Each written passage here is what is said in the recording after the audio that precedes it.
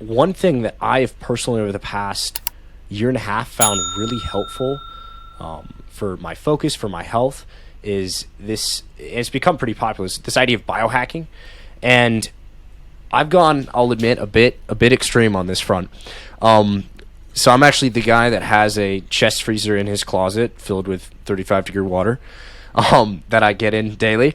But beyond just cold plunging and stuff like that, just hitting the sauna or hitting the gym on a regular basis. Another really big thing that I've found to be useful for productivity and focus is I fast every morning. So I won't intake any calories until probably 1 or 2 or 3 p.m. And then even when I do have a meal at around that time, it's normally protein heavy. And that's mainly because I'm really sensitive to carbohydrates, which may be somewhat influenced by gut bacteria. I would imagine it is. And I'll get brain fog really bad. And that's another thing, that certain people they have a higher proclivity to be affected by carbohydrates or not. So all these things are complicated and they have to be looked at from the unique individual perspective.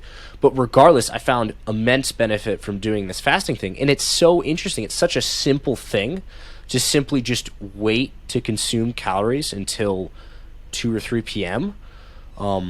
Just by changing that window of caloric intake, I'm probably 50% more focused in the mornings.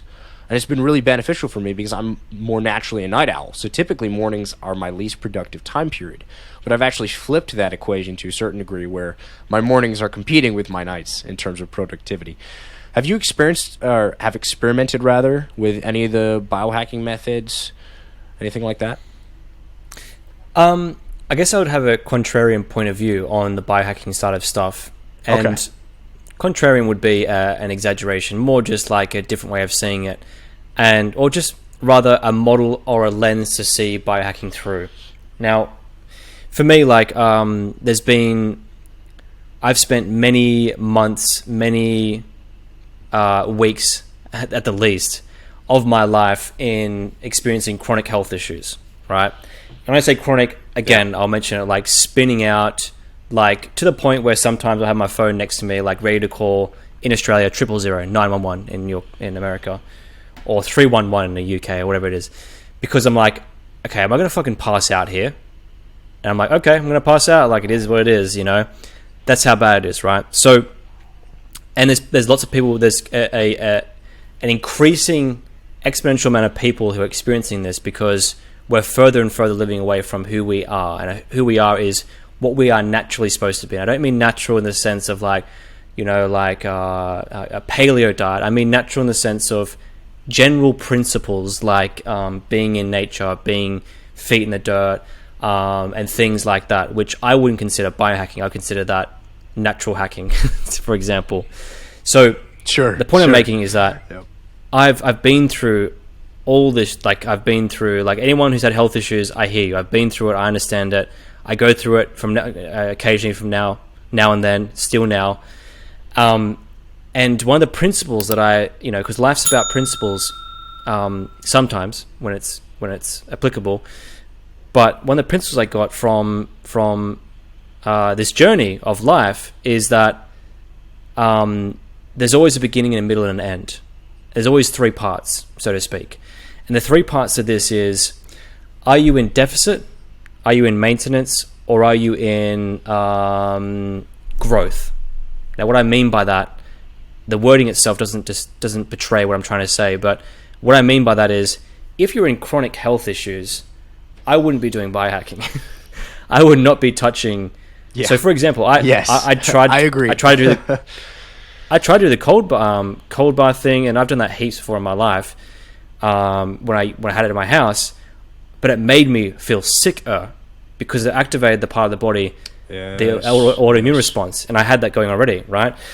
And saunas, I've had moments before. I've had saunas and ice baths, and I've done the both together, like a Russian banya style thing. And I would like feel awfully sick afterwards. You don't have to light them out.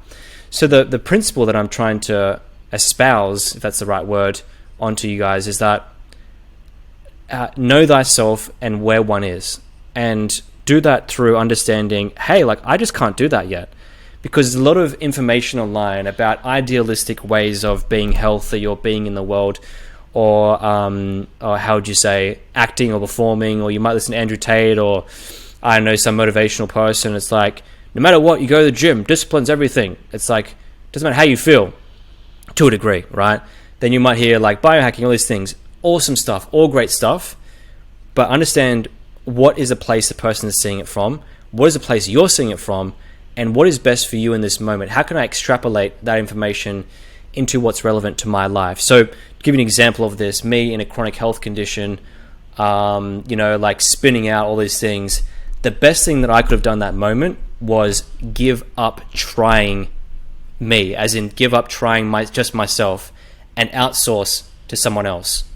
Saying, hey, I'm in a position right now where I'm so like unwell that I can't even think clearly for myself.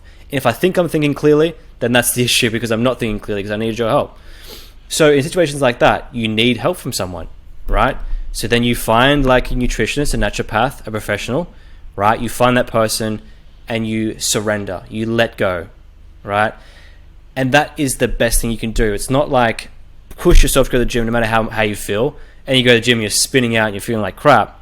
It's like, what does one need right now? What do I need right now? It's like, I need support, I need help, I need this, I need that. Or maybe you're in maintenance, and you're like, I'm feeling pretty good in my life, but I can feel a bit better. It's like, great, have a cold bath then. Do cold showers in the morning. I do cold showers in the morning now. Or, go for walks, or it might be. Or maybe you're in that like growth phase where you're like, I'm just like, I feel great where I'm at. Like, what's that next level? So you start just experimenting. You have the room to experiment because your health is in such high level. Same with money, right?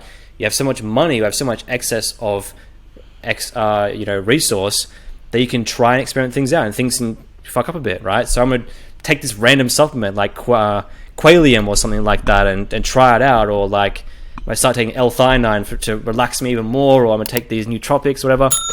So again, know oneself and where oneself is at, and then second to that, understand what you can take on. That would be my advice with that.